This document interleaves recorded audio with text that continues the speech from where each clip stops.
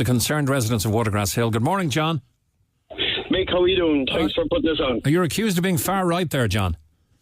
Yes, I heard that, and I have to refute that. We're ordinary, hard-working taxpayers who love our village. We love our families, and we just want to be safe now and to be safe in the future for our families and community. You know. Okay, what are your concerns?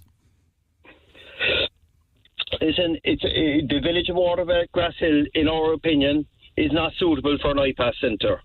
You know, it's alleged that they're putting in 4 beds per room, up to 10 to 12 beds, right?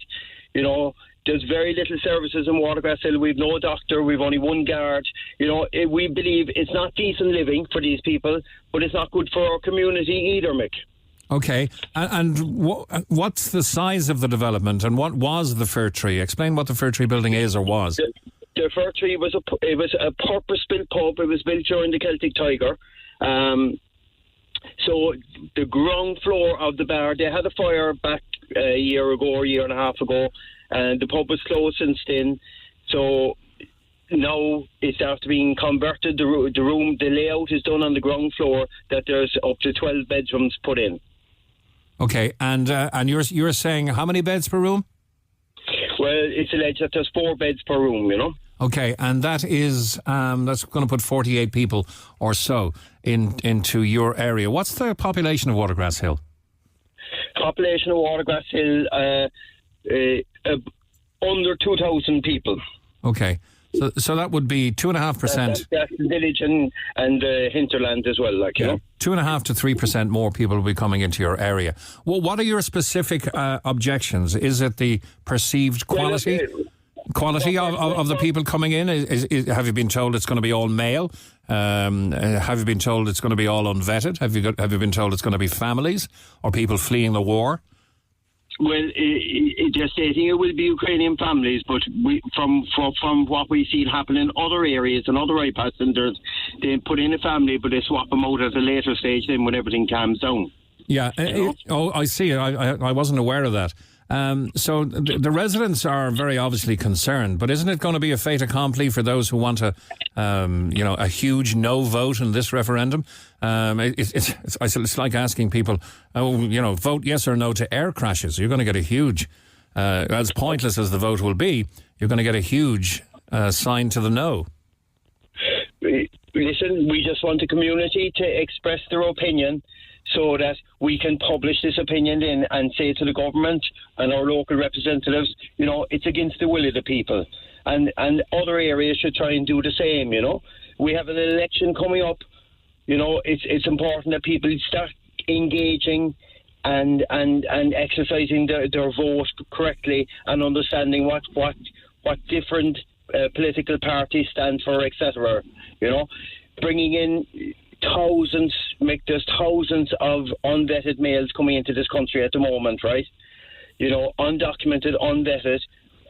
You know, how are they going to handle all these people? Where are they going to find employment for all these people, Mick? Yeah. You know, we're on the cusp of an AI generation, like, you know, which is going to disrupt employment across all sectors. And yet we're bringing in thousands. Like, there's over 20,000 coming in now per year. Back a few years ago, that was 2,000 or 3,000, like, you know. It's accelerating at a huge rate. And we all hear of the different troubles, the different criminalities. That is on the increase. A lot going unreported, I would add. But locals hear it. We hear it in Fermoy. There was one IPAS centre in Fermoy. Now there's 4. You know, you go, there's unvetted, there's males camping out in the park in Fermoy as we speak. There's people sleeping on park benches as we speak. That's terrible for the community. It's terrible for them individuals, but it's terrible for the community. And it's unsafe for our women and children, you know, just to go out for a harmless walk, like, you know. It's actually dangerous now for people to walk early, even in some areas. And it's like, it doesn't take a rocket scientist. It's not going to improve if they keep bringing in this amount of people, especially when they're unvetted military-aged men. Okay, can we just maybe look at the differences between Fermoy and Watergrasshill? I'm of an age that I remember Watergrasshill not being a particularly attractive place because it was forced upon it to be on the main route from Cork to Dublin. It had a tremendous amount of traffic. All of the buildings were covered in soot and exhaust residue, and it was just a place to get in, get out, and get past. Now, you were kind of a pleasant, sleepy, welcoming village. You can get tapas and Omani's. You have a lovely little shop there. It seems like a sleepy village, and I mean that in the best possible living sense. But are you also suffering now from the fact that you're essentially bypassed? You can't protest by blocking traffic anymore. Well, these people are brandishing us as far right, as you said earlier, Mick, right? We're not protesting outside that building. We're not intimidating any workers. We're doing this as peacefully as possible. There's very little route open to the public if they object against something. The government are just like this government, this coalition. They're like a dictatorship. They're just plowing against the will of the people in many towns and villages around the country. You know. So, what sort of a turnout are you expecting? What sort of a vote do you expect you'll get percentage-wise? We have canvassed the village. There is a great reception. People are saying they will come out and vote. But then you have a sitting TD in Cork who's coming out with his protesters, whether they're paid or whether they're a part of an NGO or what. But they're going around with leaflets calling us far right, right? When we try to have a public meeting, Mick, and when we try to use our plaza here, they congregate before our meeting, so we can't use our community can't use our own plaza just to have a public meeting, a peaceful public meeting, without intimidation. Yeah. And name calling, etc., and signage, racist this, racist that. We're not racist in Watergrasshill. We're a very diverse village as it is, Mick, and all the people here are very welcome. But it's just if they're going to be adding IPAS centres to the village, it's not good for the community. Yeah, it's John. It's the extremists in every walk of life that give decent people a bad name. But historically, far-right, whatever about far-right extremists, I'm not for a moment putting in that bucket. But far-right politics has often been used to describe the experiences of fascism and Nazism. Far-right people are often described as being ultra-nationalist, chauvinist, misogynist, xenophobic, theocratic, racist, sexist. Doesn't seem to me to describe the people of Watergrasshill. Definitely not, Mick. Definitely not, and like the government officials, TDs, etc., and you heard Simon Harris and Bain LeBlanc lately, right? They're using these words to divide people, It's not how you bring your communities together, like.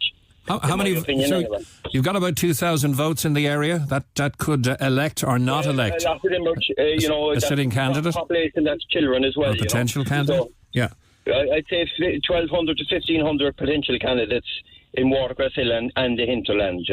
And to your knowledge, are you the first community to not physically protest, but to do it by the ballot box, if you like?